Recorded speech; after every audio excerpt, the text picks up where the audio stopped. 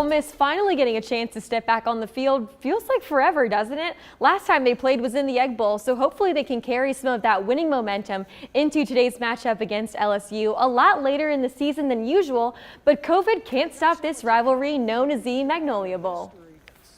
First quarter, Rebels up 7-3. Matt Corral throws to the sideline. Jay Ward jumps the route and runs it in the pick six. Tigers lead now 10-7. Second quarter now, Jerion Ely bringing the ball out of the end zone, and he is off. 107 yards later for the return touchdown. Ole Miss down 17-14. Few plays later, 4th and 2 for LSU. Johnson throws it short to Keishawn Butte, taking it in 35 yards for the touchdown. LSU up 24-14. Jumping over to the fourth quarter now, sneaky Corral decides to keep it. No one in his way except for the line judge. He ended up needing medical treatment, but is okay. Ole Miss up now 48-40. Later in the fourth, LSU down 48-46. Johnson finds Butte again. He shakes the guy off and outruns the Rebels secondary for the 45-yard touchdown. LSU up now 53-48. Under a minute to go with the last chance for the Rebels, Matt Corral runs up the middle and fumbles. Jacoby Stevens recovers for LSU. Tigers win this wild one, 53-48.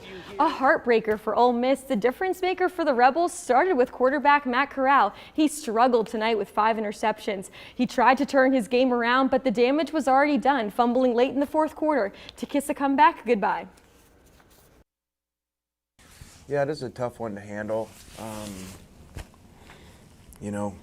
In Tiger Stadium, playing LSU, defending national champs, had them on the ropes, obviously, and had them not just on the ropes, ahead and with the ball.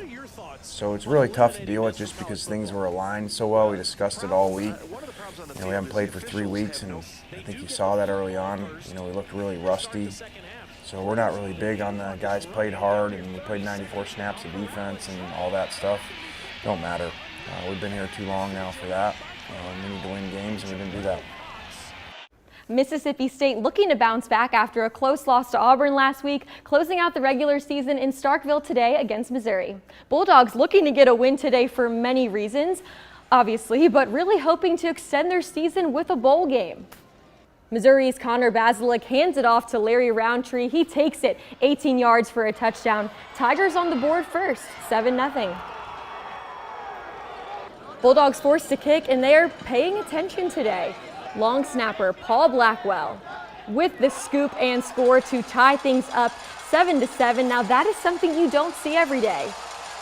Building off that momentum, Rogers looking and finds Jaden Wally wide open in the end zone to take the lead 14-7. That would start a big day for him with 130 receiving yards. Just under 3 minutes in the first half, Rogers not looking like a freshman anymore, completing the 7-yard rocket to Osarius Mitchell, extending their lead now 24-10.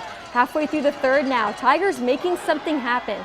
Bazelak to Chisholm for a touchdown, cutting Mississippi State's lead 34-18. Early in the fourth, Rogers just dominating at this point. Squeezes one out to Brad Cumsit, making it 41-18. Bazelak in the pocket, searching for a receiver. He thinks he found one. Nope.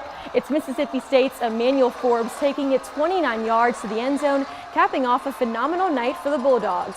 And Christmas came early in Starkville as the Bulldogs take this one, 51-32. First time since week 1 the Bulldogs scored over 30 points. Will Rogers bounce back after a tough performance last week? He threw for 295 yards and 3 touchdowns today. Mike Leach very proud of the way his team showed up tonight. Again, we had kind of a skeleton crew out there, but I was very proud of how hard they played. I thought we executed well. We also had some world-class bonehead football on all 3 sides of the ball.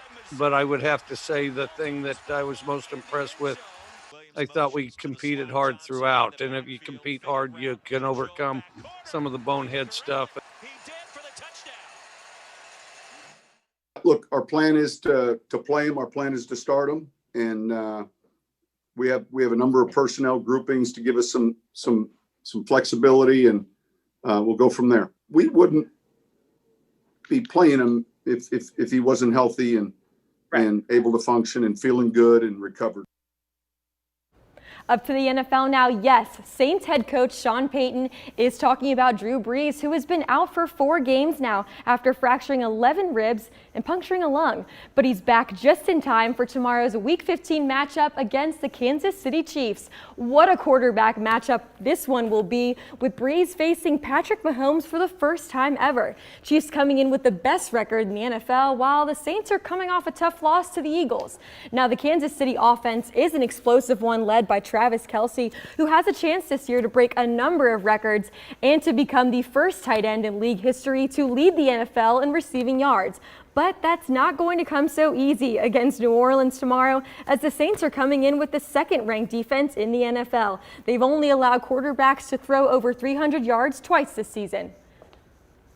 Kickoff is set for 3:25 for what could be this year's Super Bowl preview. Moving over to some basketball scores, Southern Miss with the 60-47 win over Louisiana Monroe. This one was back and forth all afternoon, but the Golden Eagles got the victory. Leading the way was LaDavia Strain with 17 points and Tay Hardy with 16. The Ole Miss Lady Rebels remain undefeated today after beating George Mason 64-34. Shakira Austin went off tonight, scoring a season high of 24 points, 22 of them coming in the second half alone. But the Rebel defense really played a huge role in this one, forcing 20 turnovers and had a huge 38-8 advantage on the boards.